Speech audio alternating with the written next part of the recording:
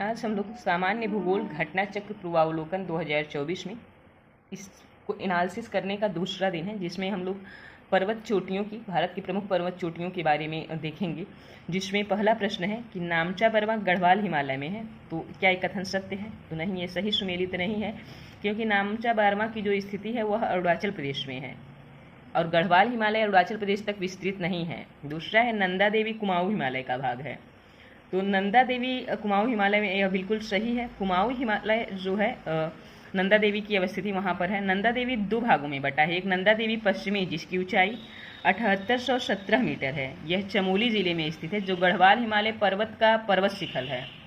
और दूसरा है नंदा देवी पूर्वी, जिसकी ऊंचाई 7434 मीटर है, यह चमोली जिले के पिथौरागढ़ एवं बागेश्वर जिले की सीमा पर स्थित है, जो कुमाऊं पर्वत का पर स्थित है। यानी जो पूर्वी है वो तो कुमाऊं पर्वत पर स्थित है। नंदा देवी पूर्वी कुमाऊं हिमालय पर है, लेकिन नंदा देवी पश्चिमी की जब बात की जाएगी तो यह कहाँ पे है? यह गढ़वाल हिमालय पर है, गढ़वाल हिमालय पर है। फिर है नौक्रेक सिक्किम में, तो ये गलत है, क्योंकि नौक्रेक सिक्किम में नहीं है, यह आपका मेघालय में है। नौक्रेक मेघालय में है और एक गारो पहाड़ी श्रृंखला का सर्वोच्च शिखर है। यह गारो पहाड़ी का सर्वोच्च शिखर है। इस तरह से इसका सही आंसर हो जाएगा विकल्प बी, केवल दो। अगला प्रश्न बना हुआ है कि माउंट एवरेस्ट कहाँ है? विकल्प ए है पाकिस्तान में, भारत में, तिब्बत में और नेपाल में। तो इसकी अवस्थिति जो है नेपाल एवं तिब्बत में स्थित है। तिब्बत यानी चीन के आसपास का एरिया। जो माउंट एवरेस्ट है यह विश्व का सर्वोच्च पर्वत शिखर है। इसकी ऊंचाई लगभग 8848 मीटर है। यह नेपाल एवं तिब्बत चीन में अवस्थित है। 2020 में नेपाल एवं चीन में माउंट एवरेस्ट की आधिकारिक ऊंचाई 8848.86 मीटर घोषित किया है। फिर अगला प्रश्न आपका जो बना हुआ है, भारत का सबसे ऊंचा पर्वत शिखर कौन सा है? तो अभी हम लोग ऊपर पढ़े हैं हम लोगों ने कि सबसे ऊंचा पर्वत शिखर कौन सा है, तो माउंट एवरेस्ट है। सबसे ऊंचा विश्व का सबसे ऊंचा पर्वत शिखर माउंट एवरेस्ट है। फिर है प्रथम भारतीय नारी जो माउंट एवरेस्ट में सफल हुई चढ़ाई करने में, तो वह बछेंद्री पाल थी, जिन्होंने 1984 में माउंट एवरेस्ट पर चढ़ने में सफलता हासिल की। यह माउंट एवरेस्ट पर चढ़ने वाली प्रथम भारतीय महिला है। ये बात हमें ध्यान देना है कि भारतीय महिला है माउंट एवरेस्ट पर चढ़ने वाली बछेंद्री पाल। अगला है माउंट एवरेस्ट पर चढ़ने वाली पहली महिला कौन थी? ये क्या कह रहा है? पहली महिला कौन थी? भारत की नहीं, विश्व की पहली महिला। तो है जुंका ताबेई। जो जुंका ताबेई है यह 16 मई 1975 पर माउंट एवरेस्ट पर चढ़ी थी और ये सातों महाद्वीप के सर्वोच्च शिखर पर भी चढ़ने वाली पहली महिला हैं। फिर आपका प्रश्न है कि 2 बार माउंट एवरेस्ट पर विजय प्राप्त करने वाली महिला पर्वतारोही कौन है? तो संतोष यादव हैं। संतोष यादव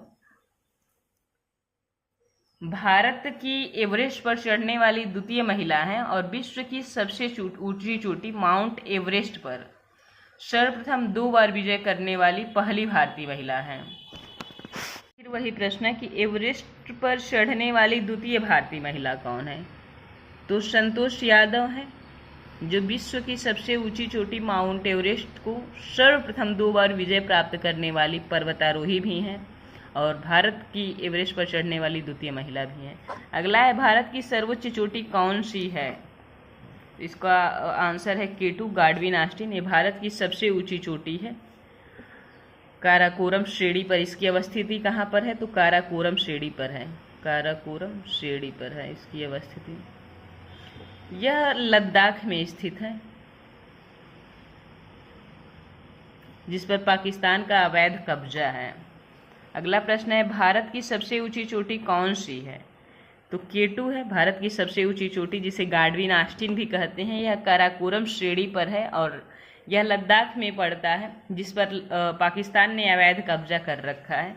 अगला है भारत की सबसे ऊंचा पर्वत शिखर कौन सा है? तो भारत का सबसे ऊंचा पर्वत शिखर कंचनजंगा। हिमालय पर्वत श्रेणी पर्वतों की ऊंचाई देश में इस प्रकार है, जैसे माउंट एवरेस्ट नेपाल में, गाडविन ऑस्टिन या केटू भारत में, कंचनजंगा भारत और नेपाल।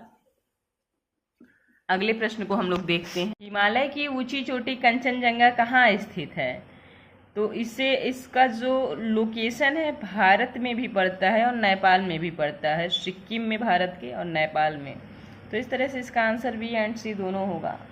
अगला प्रश्न है निम्न में सही क्रम क्या है?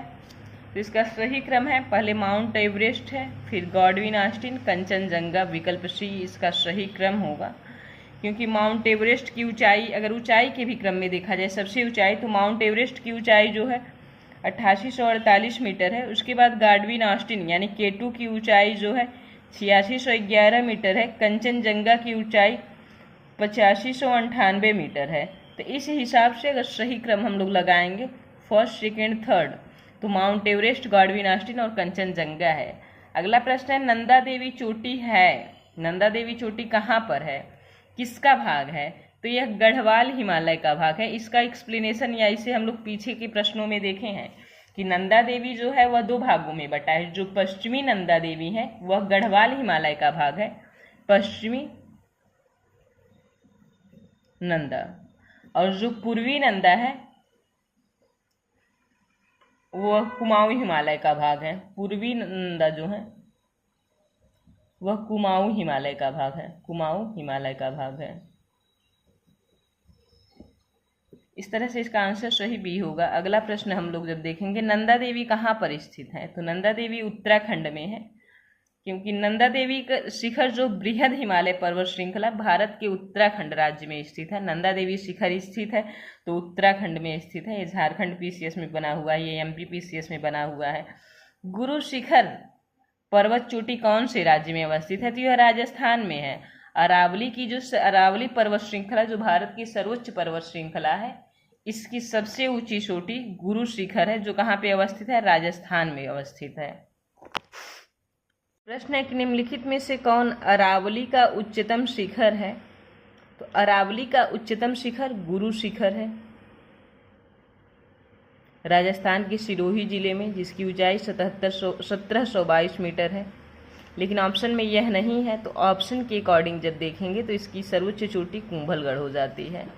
अगला प्रश्न है निम्नलिखित में से कौन हिमालयी चोटियों में पूर्व से पश्चिम की दिशा में सही क्रम प्रस्तुत करता है, तो डी है नामचा बर्मा, कंचनजंगा, माउंट एवरेस्ट व नंदा देवी।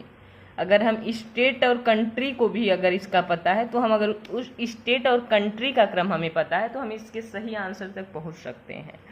जैसे नामचा बर्मा है एनसीईआरटी के अनुसार तो यह भारत में है, ऐसे चीन में माना जाता है। कंचनजंगा जो है सिक्किम और नेपाल में है। माउंट एवरेस्ट नेपाल और चीन में है। नंदा देवी उत्तराखंड में है। तो पूर्व से पश्चिम की ओर जब जाएंगे तो एक क्रम यही मिलेगा हमें।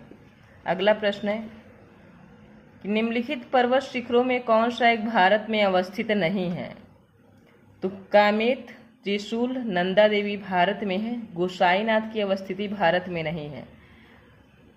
ये जो नंदा देवी, कामेत और त्रिशूल पर्वत शिखर है यह उत्तराखंड राज्य में है, सब यूके में है, उत्तराखंड में है। जबकि गोसाईनाथ तिब्बत नेपाल में है, तिब्बत में नेपाल की सीमा के निकट अवस्थित है। अगला प्रश्न है कि अधोलिखित युग्म में कौन सा सही सुमेलित नहीं है, तो यहाँ पे पहाड़ियों का नाम दिया है कि कौन सी पहाड़ी चोटी कहाँ पे है, तो माउंट आबू अरावली पर है, कोडाईकनाल अन्नामलाई पर है, उटकमंड नीलगिरी पर्वत पे है, शिमला पीरपंजाल श्रेणी पर है। तो जब बात की जाएगी कोडाईकनाल की, तो ये अन्नामलाई पर्वत श्रेणी पर नहीं बल्कि तमिलनाडु के डिंडीगुल जिले में पालनी पहाड़ियों पर है। यह कहाँ पे है, पालनी पहाड़ियों पर है।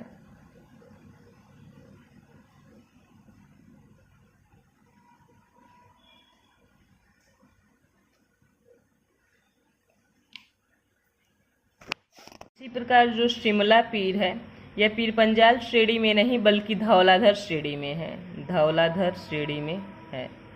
इस तरह से दो ऑप्शन सुमेलित नहीं है, बी और डी। बाकी ये सही है, उटकमंड नीलगिरी पहाड़ी पर है, माउंट आबू अरावली पहाड़ियों पर है। दो ऑप्शन गलत है जो सुमेलित नहीं है। अगला प्रश्न है कि निम्नलिखित में से कौन सी एक चोटी भारत में अवस्थित नहीं है, गुरला मंदाता, नामचा बर्मा, कामेत व नंगा पर्वत। तो इसमें ए और बी नामचा बर्मा, गुरला मंदाता और नामचा बर्मा ये दोनों भारत में अवस्थित नहीं है बल्कि कामेट और नंगा देवी दोनों उत्तराखंड में है। गुरला मंदाता जो है आपका तिब्बत में है, तिब्बत की सीमा पर स्थित है। एनसीईआरटी इसका आंसर नेपाल मानता है कि गुरला मंदाता की अवस्थिति नेपाल में है, और नामचा बरवा पाक अधिकृत कश्मीर में है, पीओके में है। इस तरह से ये दोनों भारत में अवस्थिति नहीं है, गुरला मंदाता का और नामचा बरवा का। अगला प्रश्न है कि गौरलाटा चोटी किस पार्ट में स्थित है? तो गौरलाटा चोटी जो है वो समारी पार्ट में है स्थित है। यह छत्तीसगढ़ राज्य में स्थित है, छत्तीसगढ़ राज्य। ये छत्तीसगढ़ पीसीएस में पूछा हुआ है क्वेश्चन। अगला प्रश्न है निम्न में से सूची 1 को सूची 2 से सुमेलित कीजिए। तमिलनाडु एक तरफ राज्यों के नाम दिया हुआ है, दूसरी तरफ चोटी का नाम दिया हुआ है। तो तमिलनाडु की सबसे ऊंची चोटी दुद्दा बेट्टा है। राजस्थान की सबसे ऊंची चोटी गुरु शिखर है। नागालैंड की सारामाती है। मध्य प्रदेश की सबसे ऊंची चोटी धूपगढ़ जो है। तो इस तरह से इसका सही आंसर हो जाएगा 4, 3, 2, 1। इस ऑप्शन में रहेगा और सही हो जाएगा। अगला प्रश्न है कि हिमालय में त्रिशूल शिखर के संदर्भ में निम्नलिखित में से कौन सा कथन सही है? यानी हिमालय में त्रिशूल शिखर है, उसके बारे में कौन सा कथन सही है? यह उत्तराखंड के बागेश्वर जिले में स्थित है। बिल्कुल सही है, क्योंकि जो त्रिशूल शिखर है उत्तराखंड के बागेश्वर जिले में ही है। अगला की है कि यह चोटी 7500 मीटर से भी अधिक ऊंचा है। यह गलत है, क्योंकि त्रिशूल की तीनों चोटियां 7500 मीटर से कम है। जैसे त्रिशूल 1 की बात की जाए तो इसकी चोटी जो है 7120 मीटर है। त्रिशूल 2 की चोटी 6690 मीटर है। त्रिशूल 3 की चोटी 6008 मीटर है। और ये उत्तराखंड में यह भगवान शिव के त्रिशूल के समान प्रतीत होता है, इसलिए इसे त्रिशूल शिखर के नाम से जाना जाता है। और यह बागेश्वर जिले में है उत्तराखंड के। तो इस तरह से इसका सही आंसर हो जाएगा विकल्प ए, केवल 1 सही है। यह आरओ मेंस 2021 में पूछा हुआ है, प्रश्न बना हुआ है। घाटियों से प्रश्न है कि कुल्लू घाटी जिन पर्वत श्रेणी के बीच अवस्थित है वे हैं। तो कुल्लू घाटी धौलाधर और पीर पंजाल पर्वत श्रेणी के मध्य में स्थित है। अगला प्रश्न है कि नीलांग घाटी किस राज्य में स्थित है? नीलांग घाटी तो उत्तराखंड में नीलांग घाटी की अवस्थिति है। उत्तरकाशी जिले के गंगोत्री नेशनल पार्क में यह स्थित है।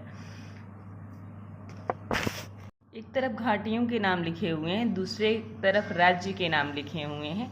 सूची 1 को सूची 2 से सुमेलित करना है। जैसे मरखा घाटी की अवस्थिति जम्मू कश्मीर में है, अब ये लद्दाख में पड़ता है।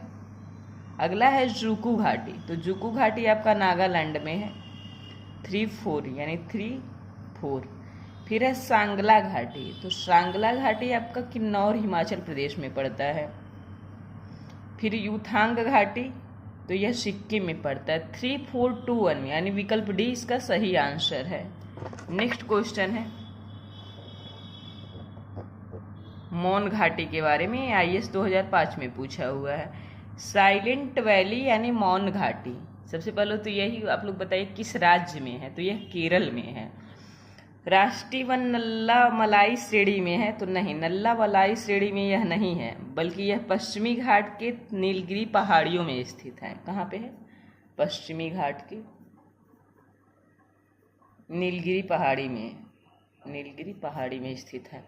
तो ये विकल्प एक गलत है। अगला है मौन घाटी यानी साइलेंट वैली, राष्ट्रीय वन के निकट पत्थरकड्डाऊ जल विद्युत परियोजना बनाने का प्रस्ताव है। बिल्कुल सही है, क्योंकि केरल स्टेट इलेक्ट्रिसिटी बोर्ड जो है उसके द्वारा मौन घाटी राष्ट्रीय उद्यान के दक्षिण सीमा से लगभग 500 मीटर की दूरी पर कुंती नदी पर पत्थरकाडू जल विद्युत परियोजना के निर्माण का प्रस्ताव रखा गया है। अगला है कुंती नदी घाटी साइलेंट वैली के वर्षा प्रचुर वनों से उद्भूत होती है।